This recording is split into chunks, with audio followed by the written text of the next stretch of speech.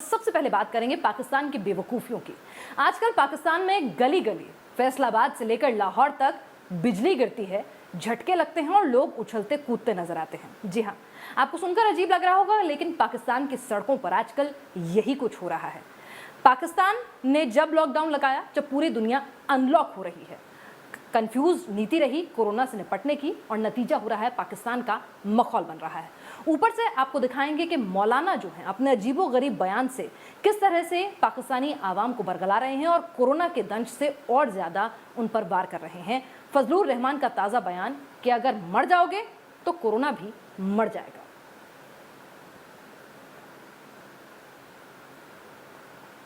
जोर का झटका है जोरों से लगा उई, जोर का झटका है जोरों से लगा उई। पाकिस्तान को इमरान का जोरदार तोहफा। उई उई उई। सड़क पर पाकिस्तानियों को लगता है बिजली का झटका।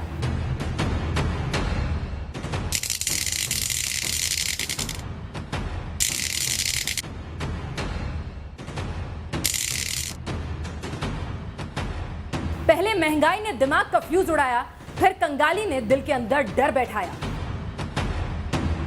और अब इमरान के हुक्मरानों ने पाकिस्तान को बिजली का जोरदार झटका लगाया है। फैसलाबाद से लेकर लाहौर तक आपको सड़क पर यूं ही पाकिस्तानी बिजली के झटके खाते नजर आएंगे।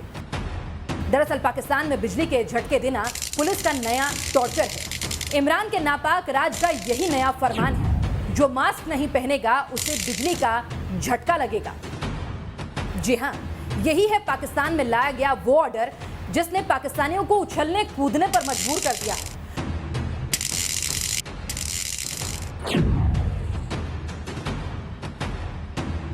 मास्क न पहनने पर करंट लगाने का यह ट्रायल शुरू हुआ है फैसलाबाद से, जहां मास्क न पहनने वालों को बिजली के झटके दिए गए। बिजली झटके का यह फॉर्मूला काम कैसे करता है, पहले यह समझिए।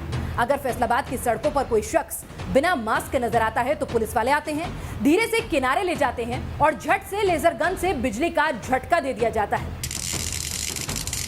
फैसलाबाद की सड़कों पर ऐसे झटके खाते पाकिस्तानियों की तस्वीरें अब आम हो गई हैं। कहीं किनारे जाकर बिजली लगती है तो कहीं बाइक पर बैठे बैठे आदमी को ऐसा झटका लगा दिया जाता है कि वो उछलकर 4 फुट दूर भाग जाता है। ये थे फैसलाबाद के हाल। अब जरा लाहौर चलिए और वहां के हाल देखिए।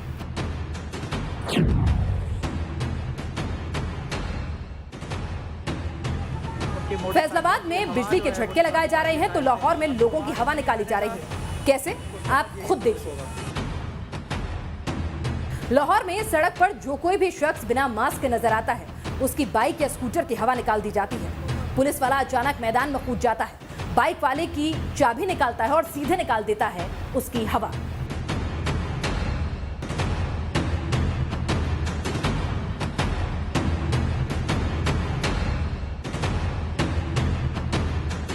ये था सरकार का टॉर्चर।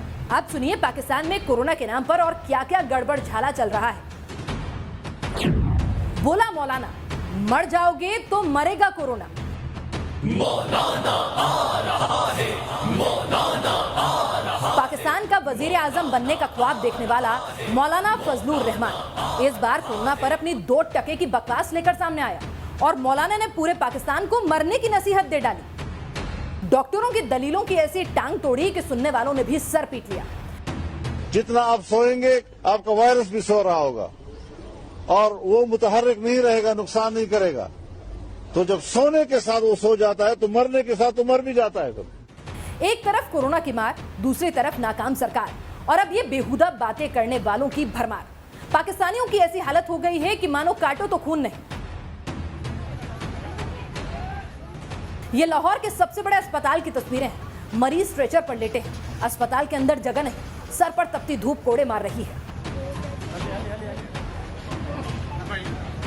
कोई पंखे तो कोई कागज की फाइलों से मरीजों की हवा कर रहा है। मरीज खुदा से दुआ कर रहे हैं और ऐसी बदइंतजामी पर तीमारदार सरकार को कोस रहे हैं। इमरान खान कहते हैं कि पाकिस्तान को कोरोना के साथ जीना होगा, और मौलाना फजलुर कह रहा है कि पाकिस्तानियों को अब कोरोना के साथ मरना होगा। किसी मुल्क के करता धरता ही जब ऐसे होंगे तो उस मुल्क की ऐसी बदहाली के सिवा दूसरी कोई शक्ल हो ही नहीं सकती। Team news nation.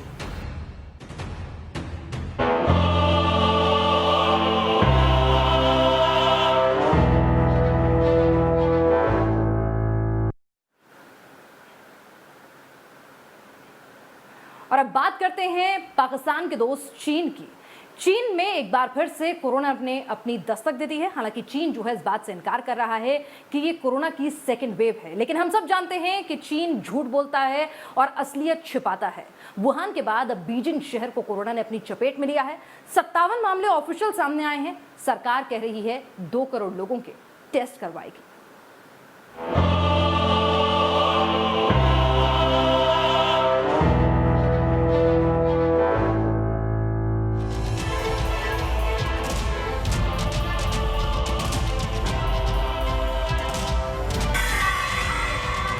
चीन पर कोरोना का अटैक नंबर 2।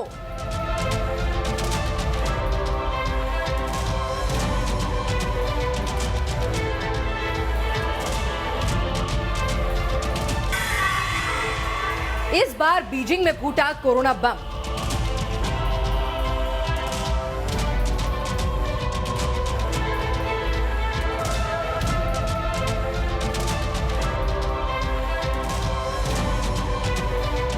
चीन ने इस दुनिया को कोरोना नाम का जहर दिया, झूठ बोलकर इंसानियत के साथ धोखा किया और अब यही ड्रैगन भुगत रहा है कोरोना की कीमत। चीन ने झूठ बोला कि वुहान से कोरोना खत्म हो गया, लेकिन चीन के झूठ की पोल उस वक्त खुल गई जब बीजिंग में कोरोना ने दोबारा कहर ढा दिया।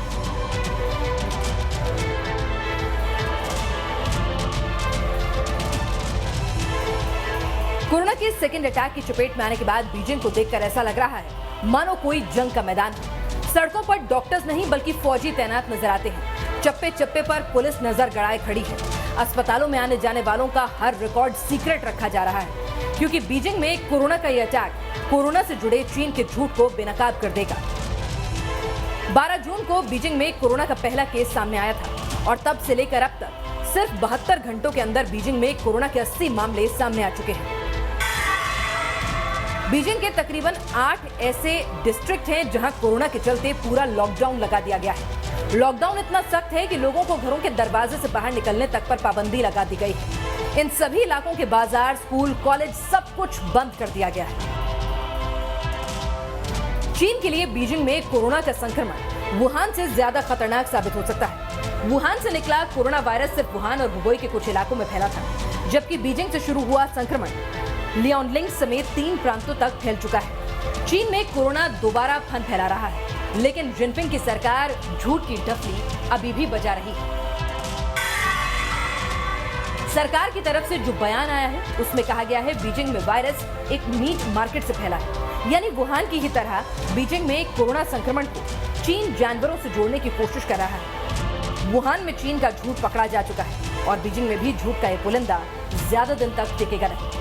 लेकिन इस बार चीन दुनिया को कोरोना का एक और दंश नहीं दे पाएगा, क्योंकि अब कोरोना और उसके पीछे चीन की साजिश दुनिया के सामने बेनकाब है। और दूसरे अटैक में कोरोना जिस तेजी से बीजिंग को अपनी चपेट में ले रहा है, वो चीन से कोरोना के गुनाह की कीमत जरूर वसूलेगा। Team news nation.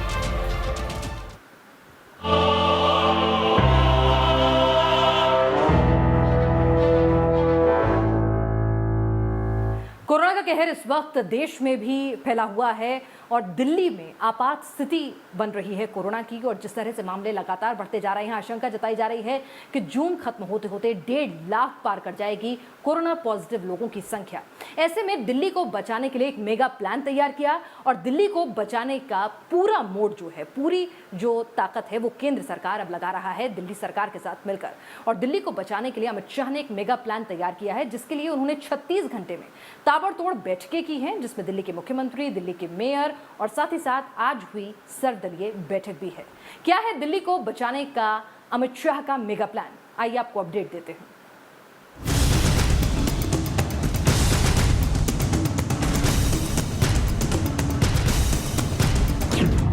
कोरोना के कहर से दहली दिल्ली।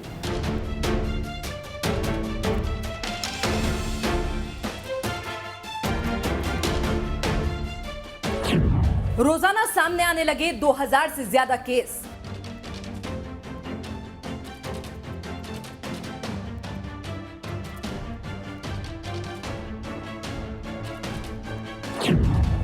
दिल्ली में कोरोना को लेकर खतरनाक भविष्यवाणी। 31 जुलाई तक करीब 5.5 लाख केस पहुंच जाएंगे दिल्ली में। आर्थिक राजधानी मुंबई के बाद कोरोना नाम के जहर ने देश के दिल दिल्ली में डेरा डाला और दिल्ली पर कुछ ही दिनों के अंदर कोरोना का ऐसा अटैक हुआ कि कोरोना के बढ़ने की रफ्तार मुंबई को भी पीछे छोड़ गई। दिल्ली में पिछले 24 घंटे के अंदर 7,353 सैंपल लिए गए, जिनमें से 2,224 पॉजिटिव निकले। यानी पिछले 24 घंटों में तकरीबन 33% लोग कोरोना पॉजिटिव सामने आए। 41,000 से ज्यादा केस हैं। दिन ब दिन दिल्ली के बिगड़ते हालात को देखते हुए मोदी सरकार एक्शन में आई और दिल्ली को कोरोना से बचाने का जिम्मा उठाया खुद गृह मंत्री अमित शाह ने।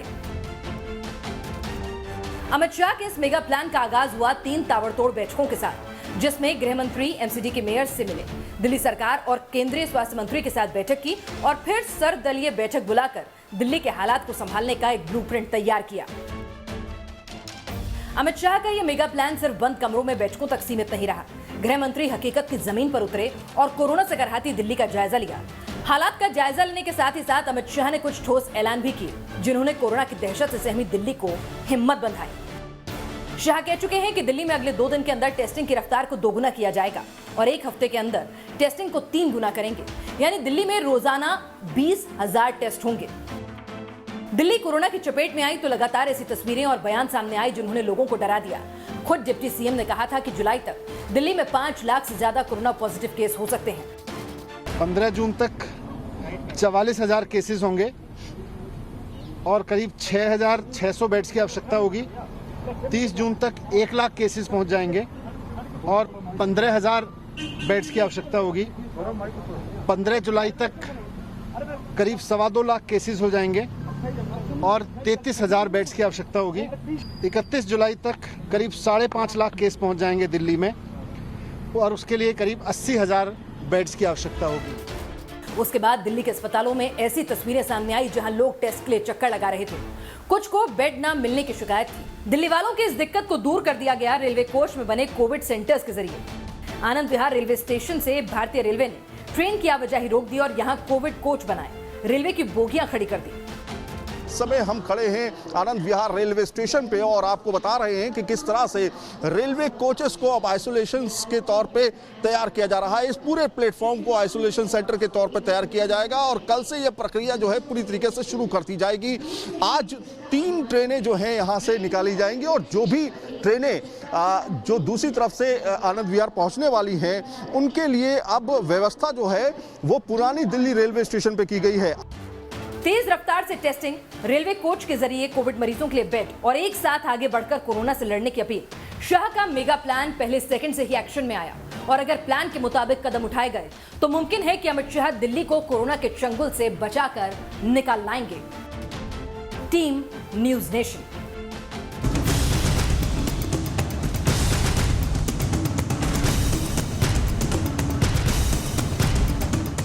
और खबर का टू कट स्पेशल में बात अगली रिपोर्ट की। सुशांत सिंह राजपूत आखिर जिंदगी की जंग को हार गए। उन्होंने जिंदगी को खत्म किया और आज वो पंचतत्व में विलीन हो गए। उनके परिवार के लिए ये बेहद दुखद समय था जब पिता ने अपने जवान बेटे को मुखाग्नि दी। लेकिन इस सब के बीच सुशांत का ये सुसाइड अपने साथ कई सवाल लेकर आया, क्योंकि सुशांत से जुड़े हुए उनके 3 करीबी मित्रों की संदिग्ध परिस्थितियों में बीते 15 दिनों में मौत हुई है।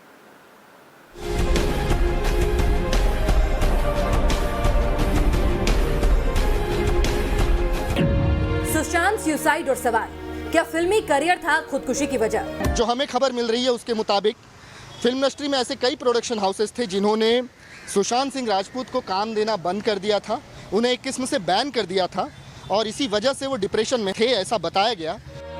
तो क्या बॉलीवुड से मिली ये बेरुखी बनी सुशांत के सुसाइड की वजह?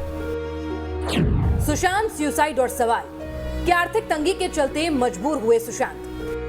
जब रविवार को सुशांत सिंह राजपूत के अचानक सुसाइड कर लेने की खबरें सामने आई तो ये सवाल भी सामने आया कि चकाचौंध से भरी इस दुनिया में क्या पैसे की तंगी या फिर कोई आर्थिक दिक्कत सुशांत के सुसाइड की वजह बनी? इस सुसाइड मिस्ट्री की पड़ताल में न्यूज नेशन को पता चला कि सुशांत जिस फ्लैट में रहते थे उसका सालाना किराया 50 लाख से ऊपर था। लेकिन इसके साथ ही पुलिस की जांच में ये भी सामने आया कि सुशांत की आर्थिक स्थिति ठीक थी, बैंक स्टेटमेंट में कोई बड़ा लॉस नजर नहीं आता। शुरुआती जांच की तो पहलू इशारा करते हैं कि सुशांत को शायद आर्थिक संकट का सामना नहीं करना पड़ रहा था और इसी वजह से पैसे के चलते सुसाइड की बात गले से नीचे नहीं उतरती। सुशांत सुसाइड और सवाल, क्या रिश्ते बने सुसाइड की वजह? सुशांत सिंह राजपूत को लेकर एक बात जो सामने आई है उसमें पता चला है कि सुशांत की एक महिला मित्र से उनकी कुछ अनबन हो गई थी। हालांकि सुशांत के दोस्त और उनका परिवार लगातार उनके संपर्क में था और सुसाइड से पहले मुलाकातें भी हुई। करीबियों से बातचीत करके पता चल रहा है कि उनकी एक महिला मित्र से जो संबंध थे वो भी कुछ ठीक नहीं थे। आए दिन उनके बीच में अनबन हुआ करती थी और ये अनबन की वजह पारिवारिक रिश्ते भी थे और इसी वजह से उस आयाम पर भी पुलिस जो है जांच कर रही है। इस कयास को लेकर कोई ठोस बयान या प्रमाण सामने नहीं आया, लेकिन अगर वाकई अनबन थी तो क्या वो इस हद तक हावी हो गई कि सुशांत सुसाइड के लिए मजबूर हो गए? सुशांत सुसाइड और सवाल, साजिश की शिकायत के मायने क्या? सुशांत सिंह राजपूत के सुसाइड से पहले कुछ ऐसी वारदात हुई जिन्होंने साजिश जैसे एंगल पर शक जाहिर करने को मजबूर किया। पिछले महीने सुशांत के 2 करीबियों ने सुसाइड कर लिया था। इसी महीने सुशांत की पूर्व मैनेजर की संदिग्ध हालत में छत से गिरकर मौत हो गई। सुसाइड से कुछ घंटों पहले तक सुशांत भी अपनों को फोन कर रहे थे। लगातार एक ही इंसान के संपर्क में रह रहे लोगों के सुसाइड और मौत के मामले सामने आने के बाद सुशांत के परिवार से ही साजिश का शक जाहिर किया गया और इस सुसाइड की न्यायिक जांच की मांग उठाई गई।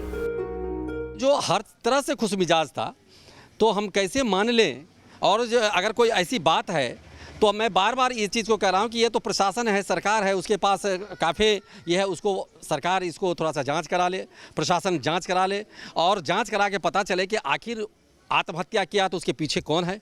कुछ हत्या 2 तरह से होती है, एक होता है कि किसी को गोली मार देता है और एक होता है कि इतना प्रेशराइज कर दिया जाए, इतना उसको ह्यूमिलिएट किया जाए कि आदमी खुद को अपने आप को खत्म कर लेता है। तो उसके पीछे कोई ना कोई कहानी होगी, तो उस कहानी को हम चाहते हैं कि सरकार निकाल के लाए।